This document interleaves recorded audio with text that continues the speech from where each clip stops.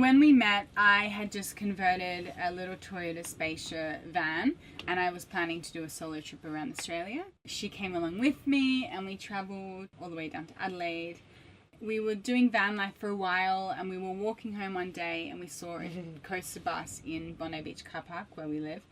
And we just thought to each other, let's just buy a bus. Yes. So literally, like the next day, we jumped on Facebook Marketplace, Gumtree. Oh, we were already putting in offers for buses, but it took about 2 months until we bought the bus. And now we have this bus life, and we couldn't be happier. Yeah. The space is just incredible.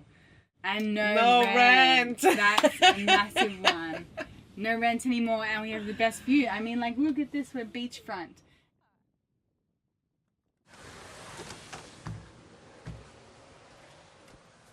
So when you come into the bus, this is our first feature, our ensuite bathroom. We have a hot water shower and we have a Thetford toilet which has an electric flush. It's awesome. It's hooked up to the main water tank and we have a cassette that we take out on the side of the bus and empty it. 2 features on the roof. We have this really beautiful vent which we love because it is a small space, so it's nice to have a bit of airflow coming through and it lets some beautiful light in. We also have at night time our night switch and that gives us a lot of light so we can have hot showers at night. So just next to the bathroom we have our full-size fridge. This is an Evacool 175 litre. Now, we love cooking, so having a big fridge was really important to us. When we had our van, we had a tiny little Waco box fridge and it just wasn't cutting it anymore. So this is the same size fridge as we have in our apartment. We actually had a frame down the side, but our mechanical engineer made us get rid of it. So because we did, when we drive, we have to strap the fridge in just for safety precautions. But it's well worth it. This is the kitchen area. What we have done is we've built this extra fold-out bench area which unclips and then this just screws into place and we have this area to prep the food. This is our washing station. So having a deep sink was really important to us. We've got our featured tap, which is instant hot water and cold water. We also have this water filter, which was something extra that we wanted to add because the water that sits in the tank can taste a little bit gross sometimes. So it takes the edge off that gross taste. As we move on, we have our prep area. So this is where we chop all our veggies. This is actually an extra piece off the bench. And we have our cabinetry. Now, we actually got this from Kit Kabuta from Bunnings. We didn't make it ourselves. But it was a great little kit. We chose the bench, the faces of the cupboards, the combination as well. And it's soft closing, which is perfect. And it doesn't open while we drive, so that's really important. We don't have to have straps or anything to keep anything closed. We have our DC sockets and USB plugs, and we scattered them throughout the bus. And we placed one here, but it doesn't get used that much because of the hot stove and the kitchen area, so it's kind of just like a feature, I guess, more than a use. But in the future we plan to get like a 12-volt blender, so maybe that will come in handy then. Over here we have our cooking station. Now this is the Devanti cooktop and oven. We've actually just taken the lid off. So having an oven in the bus is just a massive plus. I can bake. We can do some grilled veggies. It's perfect. We love it. And it's such a good size. Moving on to the pantry area. We really have a lot of space in our pantry. Up the top we have just like teas and our vitamins. We've got canned food. And down here we've got some cereal, some rice. And this is like our little toiletry area that doesn't fit in the bathroom. So it's really, really deep. We haven't run out of space yet. This is our closet. We keep our handy dandy clothes in here. This is Amanda's section and this is my section, but don't be fooled, not all of my clothes are in here. Down the bottom of the cupboard we have our electrical setup. So this is the bad boys that make everything work. We have 330 amp hour AGM deep cycle batteries in total. We have our pure sine wave inverter, and inside as well we've got our fuse box, our negative bar, and our solar controllers. Now we have 600 watts of solar on the roof, so it's a lot of solar, and then that trickled down into our solar controller, which charges the batteries and powers the inverter.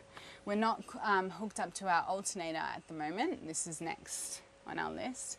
But even just having this setup that we have, our fridge can stay on for 5 days straight without any sun. So we're pretty stocked up. Coming into my living area, this is where we eat our meals. This table actually drops down to this ledge, and we have an extra cushion that pops on top. So it really opens up the space and becomes like a lounge seating area as well. I'll show you how it works. Just undo this.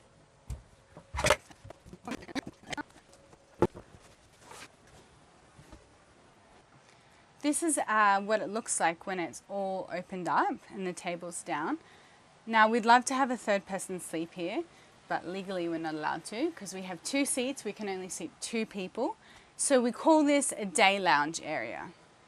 And I don't know if you can see the details. I can build a bus, but I can't sew. So I've almost wrapped these like presents and used like a heat and bond tape to stick them together. But you can't really tell. This is our bedroom space. We realized after we'd started building the bus that we couldn't fit a normal mattress in here. So we had to get one of those expandable bed in a box type mattresses. And we have some basket drawers to keep all of our messy things tidy away. And we have this incredible fan.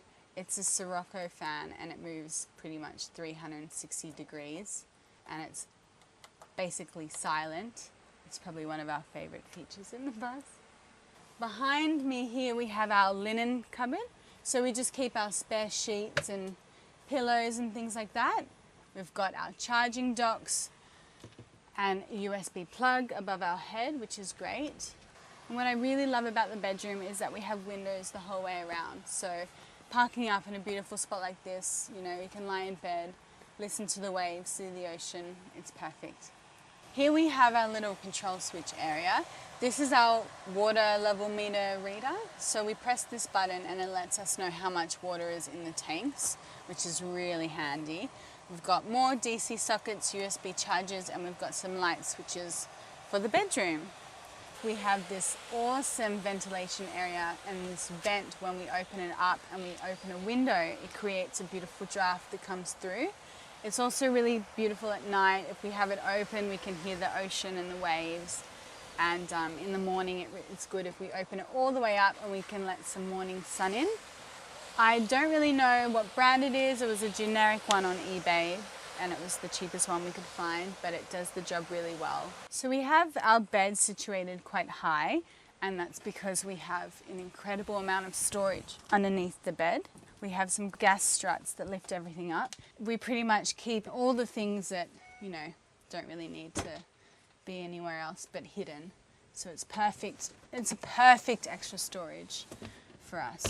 It's a bit of a weird angle, but this is our hot water system, and it holds 22 litres of hot water, and it's instant, so it can always stay on. We have our switch just above there, so we can switch it on and off. Down here we have our water pump. So this pretty much is just the one pump that pumps water into the shower, the taps, the toilet. And on the other side, which you can't see, tucked in there under the granny trolley, we have our gas box, which is a 9 kilo gas box. It's completely sealed from the inside and vented outside, and the piping runs underneath the bus and connects to the hot water system and the cooktop, which I showed you earlier. The 1993 Toyota Coaster buses have 1HZ engines, which are Toyota's bulletproof engines.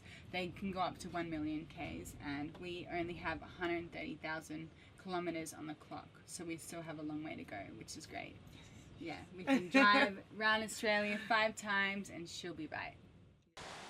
So that's it for the bus. We hope you enjoyed it. If you want to follow us on our journey, it's Breeze of the Bus on Instagram, and we hope you enjoyed it.